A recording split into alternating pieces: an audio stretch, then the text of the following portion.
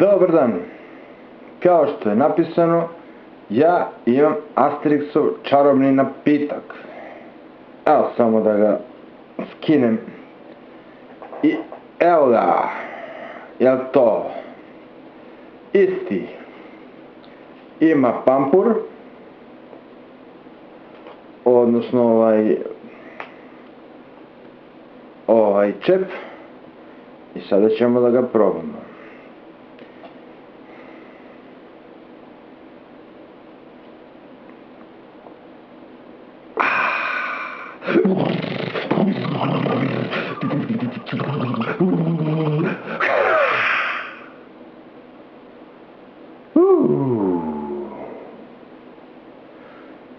Da vidimo šta ja mogu sad da radim. Ajde. O Bože i Samsone, da mi snage.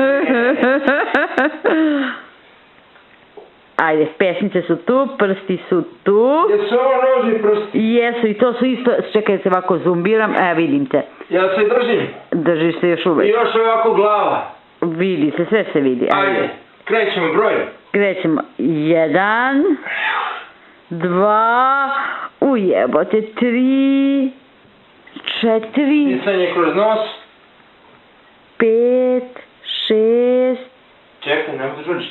7, 8,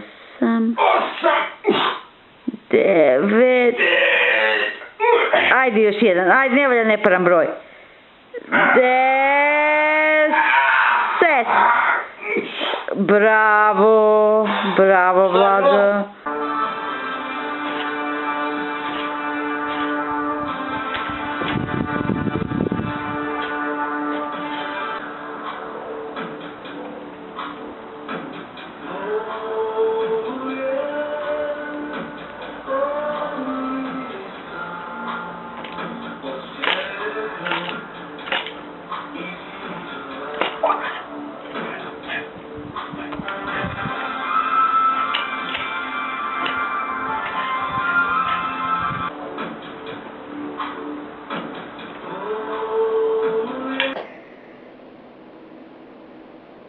Ovo je, kao što znate, bila mala šala.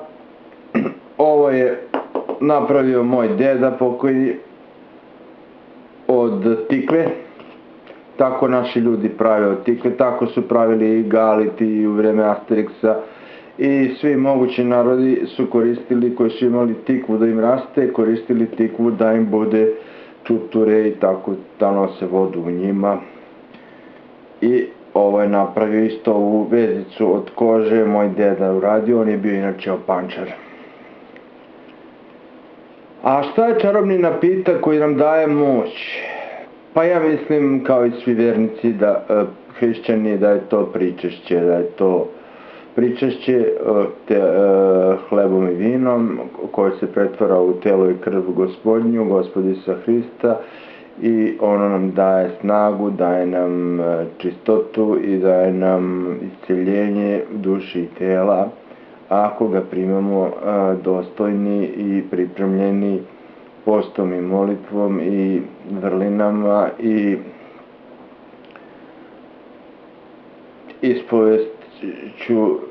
ispovedimo se, i onda preko pričešća mi imamo snagu i duhovnu i telesnu. Naravno, a moramo da živimo, ne samo to, nije to kao magijski čarobni napitak, sad ga popijem ili što više se pričešćujem, što češće bit ću duhovniji. Ne, nije to tako mehanički. Znači, pričešće jeste važno, ali važan je celokupan naš duhovni život, koji moramo da uz to da vodimo i da praktikujemo hrišćanske i ljudske vrline. Eto, to bi imao da kažem. To je taj čarobni napitak nas hrišćana. A ne ovaj kobajagi galski, što kao daje snagu magija i to. On istekne, jer tako?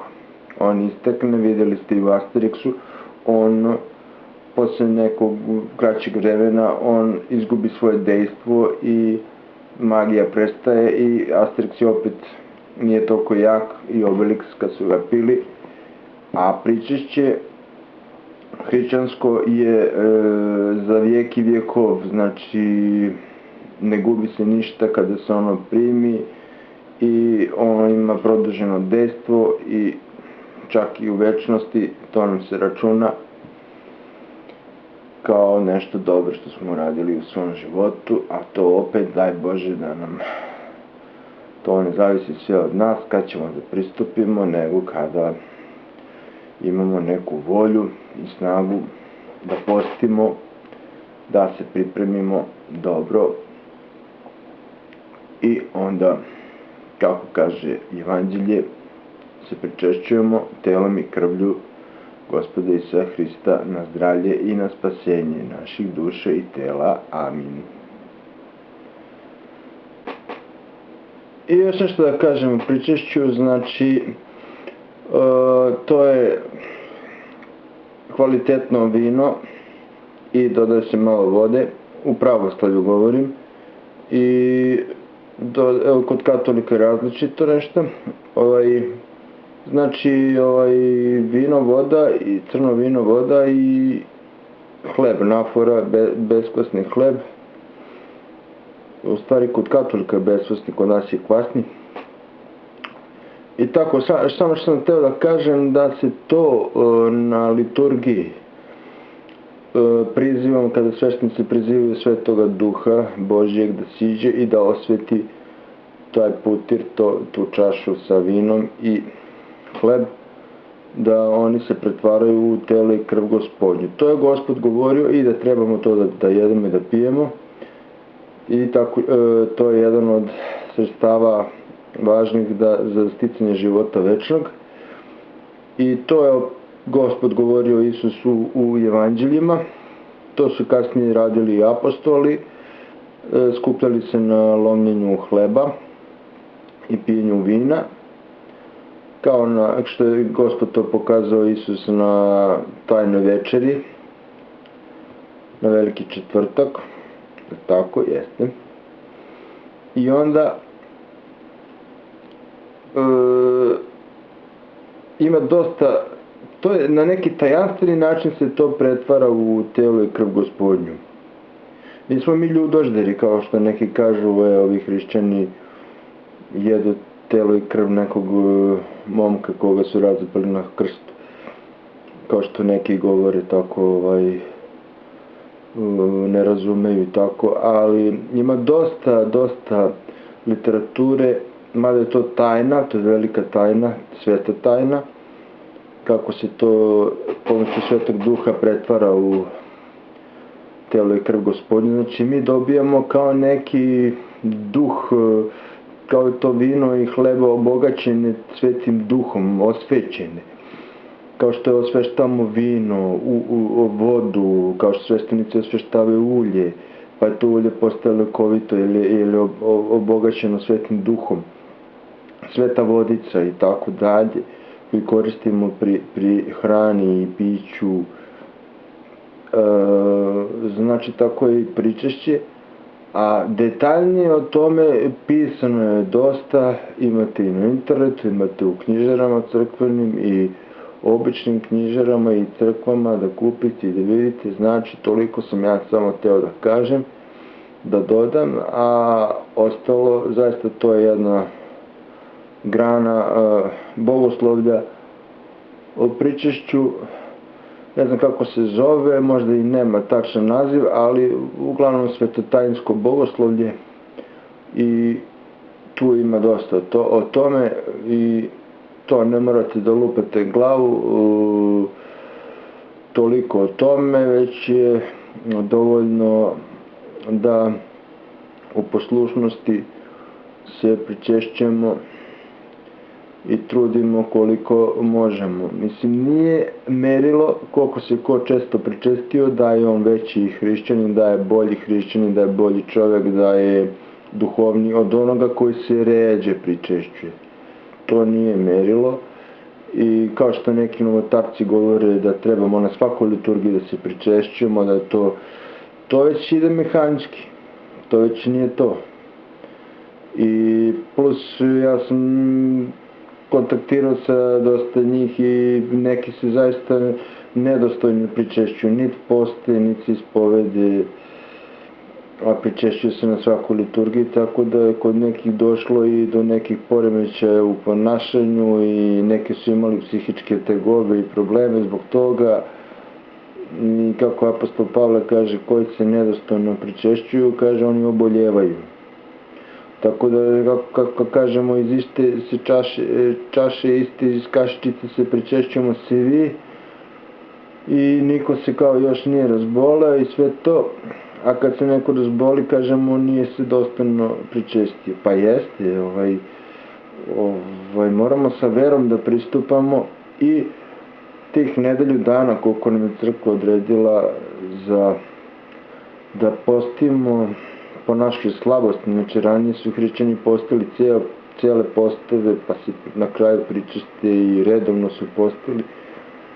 Znači, ako nam sveštenik odredi tih nedelju dana, znači trebamo biti. I još ako premrsimo nešto, slučajno pojedemo mrsno u toku posta, nemojte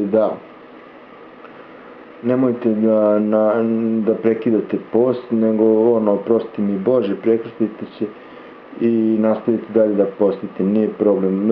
Problem je ako se gnevimo, svađamo u toku posta, što kaže, proždiramo jedni druge, žderamo jedni druge, to nije dobro, znači nećemo se tada ispuniti blagodaću da primimo pričešće, nego ćemo se ispuniti demonima, zlim dusima, nervozom i ostalim svim mogućim psihičkim oboljenjima i tako da treba naći tu meru između duhovnog i telesnog posta, znači sve da gledamo, a mi otprilike znamo šta je nama načiniti i šta nam odgovara i sa svojim duhovnikom, svojim sveštenikom parohijskim ili nekim duhovnikom u manastiru ili već gde imamo duhovnika da se posavjetujemo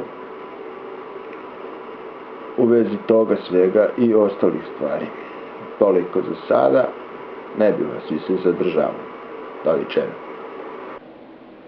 I još samo da napomenem, znači, kod Asterixa je taj čarobni napitak kod tih gala starih su pravili druidi, znači znate onoga čikicu, kako se već zvao u Asterixu, ne znam tačno, ali to je druid, ono je sa belom bradom i to su sveštenici te neke druidske religije, to je neka magija, neki paganizam, neka stara vera. Od tada su počeli i one priče i mitovi o Svetom Gralu. I oni traže taj Sveti Gral i sve te čarobne napitke za produžetak života, za život večni. A šta ga traže kada ga imamo u pričešću? Znači, Sveti Gral je svaki putir u kome sveštenik ne druid, ne magija, nego sveštenik uz pomoć Svetog Duha, to je jedna čistota, jedan Božji duh, kojim svešteniku u putiru i pravoslavni sveštenik u putiru i sa hlebom i vinom od tim Svetim Duhom se to tajanstveno pretvara i dobijamo, znači, dobijamo pričešće, ali ne, kažem, nije to magijski da sad automatski i mehanički mi odmah dobijamo duhovni vid i sve to čim pričešće primimo, uzmemo, nego moramo ceo život konstantno da napredujemo i da se praktikujemo druge vrline i da čitamo Sveto pismo, Svete oce i da praktikujemo ono što tu piše i što se savjetuje, što nas savjetuju sveštenici i monasi i tako dalje. Kod katolika se vinom i da pomenem i to, kod katolika se vinom i hlebom pričešćuju samo sveštenici, a vernicima oni daju, što mi smatramo da je pogrešno, samo daju hleb, odnosno te beskvasne hlebove, kao one žetončiće, ono okruglo, znate što oni pruže jezik i on ovako stavlja i to je to. I oni vernici nikad ne mogu da prime kompletno krv i telo Hristovo, znači vino osvećeno u krv Hristovu ne primaju. Samo njihovi sveštenici primaju. I tu je ta neka razlika, imamo još dosta tih bogoslovskih razlika i ima još dosta toga što su oni izbacili i sad nije to bitno. I još da napomenem, kod protestanata negde ima, ako protestanti neki, ovi luterani, ovi tradicionalni protestanti, oni imaju u oba vida, oni su se kad su se odvojili od katolika, oni su videli od nas pravoslavnih, su preuzeli da se prečešćuju i vinom i krvlju, i vinom i hlebom da prečešćuju i vernike. Međutim, kod njih je to simbolično, nije kao u katoličanstvu i pravoslavlju da je to telo i krv i to Hristova, nego su oni to sekularizovali, kao što posvetovnjačili, kako da kažem.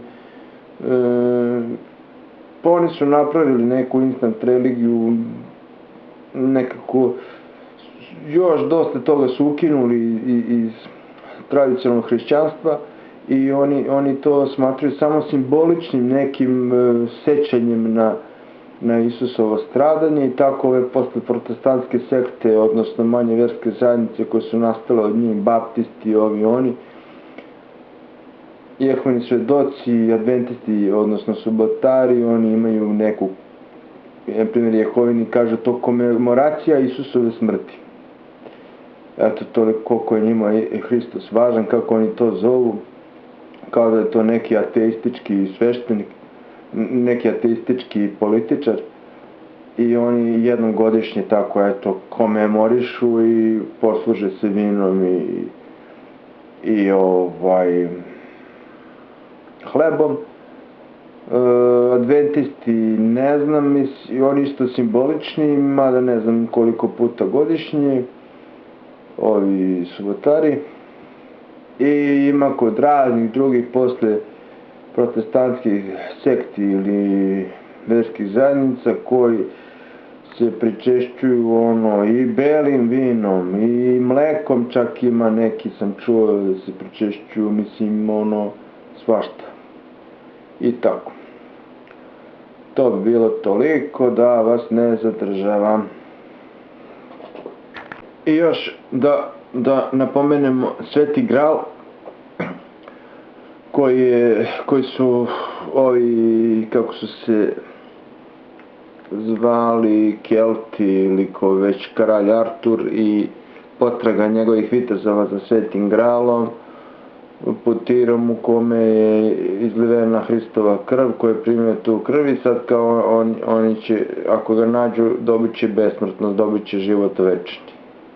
A šta je to nego pričešće iz naših putira, gde se mi pričešćujemo pravoslavnim hlebom i vinom, odnosno krvlju i telu Gospodnjom, i dobijemo život večni, kao što nam Isus u Evanđelju rekao. Znači nikakav ne mora putir Sveti Gral da se traži tamo po svetu i da se ne zna gde, i da ga je Hitler možda tražio i svašta tu još se neke mitske bajke i legende ispredaju, kada to imamo na svakoj liturgiji u pravoslavlju, u svakoj crkvi, svake nedelje, praznikom ili već u manastirima ako se služi liturgija i češće, imamo pretvaranje hleba i vina u krv i telo Hristovu i pričešćivanje njime.